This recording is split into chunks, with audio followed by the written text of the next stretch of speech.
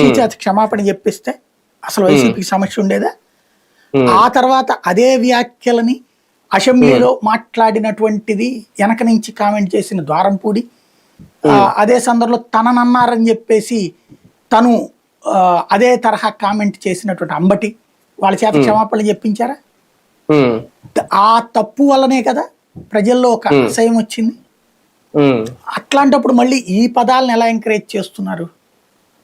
వెంటనే యాక్షన్ తీసుకుని ఉంటే, ఇదిగో దీనికి మేము ఆయన వ్యక్తిగత వ్యాఖ్యలు, దాన్ని మేము నెత్తినేసుకోదలుచుకోలేదు, దాన్ని తప్పుపడుతున్నాం.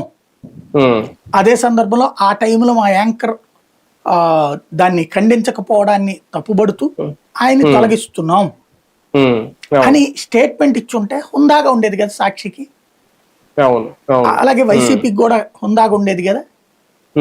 లేదా కొమ్మినేని అప్పుడే మీరు ఇలాంటి మాట తప్పు, కృష్ణరాజు గారు ఎందుకు ఇట్లాంటి మాట మాట్లాడారు, సంస్కారహీనంగా మాట్లాడారు మీరు, నేను దీన్ని ఖండిస్తున్నాను, నేను క్షమాపణ చెప్తున్నాను, మీరు కూడా క్షమాపణ చెప్పండి అని ఆన్లైన్ లో లైవ్ లోనే క్షమాపణ చెప్పించుంటే ఇంత దాకా వద్దునా?